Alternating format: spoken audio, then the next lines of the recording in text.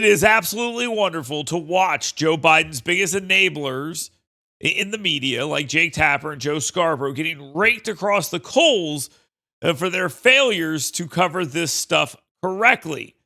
Now they have no way to do it, especially as they're trying to rewrite their own legacies or sell books. Over here in my ecosphere, we were covering all of these. It wasn't just falling down. It was getting lost. It was some of the stuff you report in your book, we knew and we were reporting on, like the multi-jump cuts in the videos of him, where it was obvious he couldn't get through a 1-minute take. It was clear to us that he was using teleprompter, and there was some reporting on that at the time, all of which the White House was denying. Now, the current White House, I have some connections. With the Joe Biden White House, I had none. But you did. There was an attempted cover-up. It could only ever work if you allowed it, if the press allowed it. Some of us tried not to, and some of us were complicit. The Biden White House did not like me. Okay, I do not have great connections with the Biden White House. Well, clearly you have a lot of sources. You say you talked to over 200 sources for this book. So you have some election, you could have called and worked. No, that's the point, is that they were not being honest. That's well, how did the Wall Street Journal get it in June of 2024? And Jake Tapper and CNN couldn't find sources for this story then before he dropped out? Annie Linsky and Siobhan Hughes did an amazing job in their reporting. And they should be heralded, and I heralded them. I had them on my show right after the debate to talk about their great reporting. But Annie Linsky, after the debate, but you did not put them on when they published that story, which was before the debate. Correct. I don't know what the booking situation was, but it wasn't because I didn't want them. I'm sure I said that day, let's book. I'm sure I said that day, let's book that. Did they? Yeah, you put on a Democrat, and you allowed the Democrat to rip on the report as a Rupert Murdoch sponsored hit piece. No. It's just Megyn. Well, that's Megyn, what happened. If we're going to do this, let's just stick to the facts here, okay? When there is a damaging report, that's what I've been doing all along. I'm talking about what you just said. Didn't miss the biggest story of the century when it comes to presidential politics, and one of us did. Let's talk about you and your famous argument in 2024 before the debate about saying best Biden ever. This gets a lot of attention. I want to walk through it carefully. Set up the context of this. You mentioned on your show in this soundbite that you'd met with Biden, but just talk a little bit more about the meeting. Well, and again, it's not just that meeting. I remember writing an op-ed in the Washington Post. The wider context of your contact with him. Yeah, the wider context. And I remember early on, no, actually it wasn't Afghanistan, it was Ukraine. And I wrote a Washington Post op-ed that said, Joe Biden needs to stop telling Vladimir Putin what he's not going to do. Joe Biden needs to start telling, Vladimir Putin what he is going to do, or just keep his mouth shut, basically. And went through all the reasons why being overly cautious on the issue of Ukraine was not serving our interests, because we needed to keep Putin guessing a bit more than that. Got a call late at night. As you know, Meek and I go to sleep pretty early because of our early wake-up call. Got a call late at night. And there's about a 30, 45-minute pretty one-sided discussion from the President of the United States, being critical, but more importantly, going in depth as to why he was doing what he was doing and taking me through it. And, Mark, you and I have talked to politicians, and I think this is a very important point for people that are listening and maybe skeptical, but maybe open-minded about this. You and I have talked to a lot of politicians, and I'll just be really blunt. Most politicians that call up and lecture me or lecture you about something we've written or said, we sit there and we're very polite, but rolling our eyes because, they're usually going, they're talking, they're doing their talking points. And again, you're in an interesting position. I'm not going to debate a presidential candidate or a politician when they're calling me up complaining about something that I've done on the air. I go, thank you very much. I appreciate your input. But usually I hang up the phone and Meek will be, who's that? And I'll be like, oh, that was fill in the blank. Oh my God. On his talking points. It was pretty embarrassing.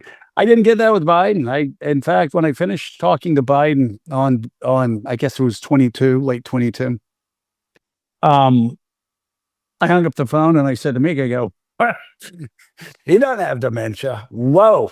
Because again, it was not just cogent. It was a better, really, analysis of the situation than I'd heard from most people, unless it was, let's say, it was Chairman McCall or somebody running a pertinent committee. And you're confident if someone heard the audio of that conversation, they would come away with the same conclusion. Oh my God, yeah. Anybody. Yeah. And then there were other calls there. Also, it's not a secret. Mike Barnacle is a good friend of ours and a friend of Joe Biden's, and talked to him regularly, probably weekly. I'd always talk to Mike. And again, there's no grand conspiracy. I'd say, how's he doing? How's his energy level? How's his, did he seem cogent? Did he seem off? Because you're reading the reports in the paper. And again, and there were about 5 people like that we were, and I would talk to you about this too. If somebody had a concern, I would call you up and said, hey, I've got so-and-so saw him in the White House and was concerned. So that there were a lot of those meetings. There also, though, was, again, this 2.5, 3-hour meeting that I had with him. I think it was may have been March of 2024. Yeah. And we went in, it was supposed to be like an hour lunch, which is not unusual. I've done it with Donald Trump and been in with Barack Obama. We go in, pretty regularly. But when I had him there, I wasn't asking him about the campaign. I was asking him about Ukraine. I was asking about Israel. I was asking about India, which I think was in the news recently.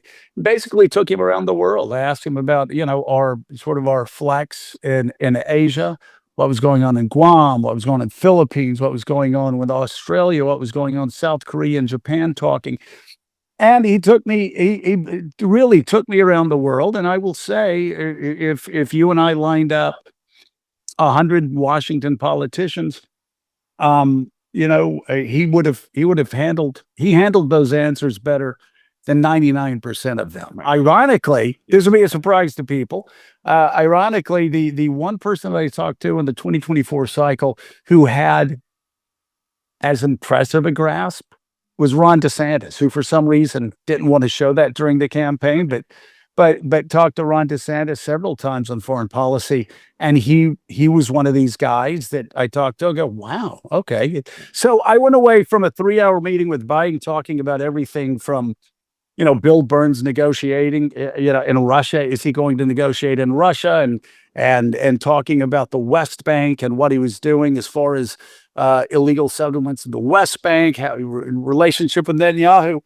And I went away from there feeling extraordinarily confident. The guy was cogent and beyond cogent, that he actually, more than, again, except for maybe chairman or chairwomen of the relevant committees on Capitol Hill, a better grasp on foreign policy than most anybody. All right. So here's now what you said in the wake of that meeting. This is 105, please, on Morning Joe. As I've said here on the show over the past couple weeks, I've spent a good bit of time with Joe Biden. I've spent a couple of hours with Joe Biden, sitting, talking, going around the world as far as talking issues, talking the economy, talking inflation. He's cogent. But I undersold him when I said he was cogent. He's far beyond cogent. In fact, I think he's better than he's ever been. Intellectually, analytically, because he's been around for 50 years.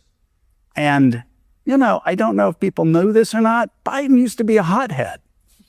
Sometimes that Irishman would get in front of the reasoning. Sometimes he would say things he didn't want to say. This is, and I don't really, I don't really care. Start your tape right now, because I'm about to tell you the truth. And F you if you can't handle the truth. This version of Biden, intellectually, analytically, is the best Biden ever. Okay. So a lot to unpack there. Unpack there. Mark, you have to explain to everybody, that's actually the first time I've seen the clip all the way through. And you were the one 6 months later to alert me to the fact that this had gone viral. Yeah, well, as I told you, and people may not realize, you don't pay much attention to social media anymore. You don't pay much attention to criticism. But I told you for several months, I said, Joe, best Biden ever has become the symbol for the right of the media and MSNBC having so much Trump derangement syndrome that you're claiming that a guy who's clearly lost mental acuity is the best Biden ever. Now, I say to people, go watch the State of the Union address. Talk to people who talk to Joe Biden. He had good days and bad days. You were with him on a good day and had conversations with him on a good day. But good days. Good days. Yeah. Looking back at that, do you say, well, it was misleading to say best Biden ever without caveating it and say, except on the days when he's not the best Biden ever? Well, but I never saw those days personally. Well, you did because you saw him address a dead congresswoman, and you saw him in South Carolina. A dead congresswoman, yeah. Yeah, well, more than that. I can show you. I can show you the RNC clip reels. There were plenty of days in public when he was not the best Biden ever, and of course, shortly after, he stumbled and bumbled around. Mark, I mean, yeah, he certainly did. Donald Trump did. Other politicians did. It's actually the same case as a lot of times when I've gone in and talked to Donald Trump. We've gone to Donald Trump, and I've heard the media narrative around Donald Trump, and certainly I've been very critical of Donald Trump. And when I leave, I have a better understanding, just like Jeffrey Goldberg did a couple of weeks ago, I have a better understanding of where Donald Trump is mentally. If Donald Trump is losing it, like people have said through the years or not. And so again, am I going to look at a clip that's gone viral and pay more attention to that than 2.5, 3 hours I had with a guy one-on-one going around the world? No, I'm just not going to. Are some of the clips bad? Yeah, they certainly are bad. I can understand why people would see that without the context and say that there was a problem with that, especially because I said start rolling your tape right here. It's like but when I look at that tape, based on what I saw with Biden, based on the time that I spent with Biden, based on the hundreds of hours that I talked to people who talked to Biden and people that worked with Biden, and were with him day in and day out, good friends that I know that I trusted before Biden was president, that I trust now that Biden's not president. I mean, put in the proper context, I'm just not going to freak out and melt down on one or two clips here or there. And again, he bumbled around and he stumbled around, but he has for quite some time. That didn't seem to me to get in the way of Joe Biden being able to analyze the most important issues. And I certainly think he has a better grasp on it than probably the overwhelming majority of his critics, or certainly did when I spoke with him. But again, the question is, who is somebody else running the government for him? Is he incapable of running meetings? I've never talked to anybody that has said Joe Biden's not capable of running meetings. The complaint that I've heard, not only from, and I hope people are still listening to me because it is important. The only complaints I've heard about Biden internally was that he was angry. He would often get angry, and that it was basically his way or the highway. He would listen to other people, but the Afghanistan issue is a perfect example. He had everybody, from Mark Milley, every general, everybody saying, don't get out of Afghanistan. But it was, I think at times it would have been good for him to yield a little bit more to some of his advisors than he did. That's one thing. The second thing is, again, this is multi-layered. I talked to a good friend that I had in the French delegation when they had tough negotiations. I think it was right after the state dinner, the French state dinner, before the state dinner. And they said they were all surprised. They brought up 5 or 6 points, and not only was Biden on top of his game, he was, they thought, a bit aggressive.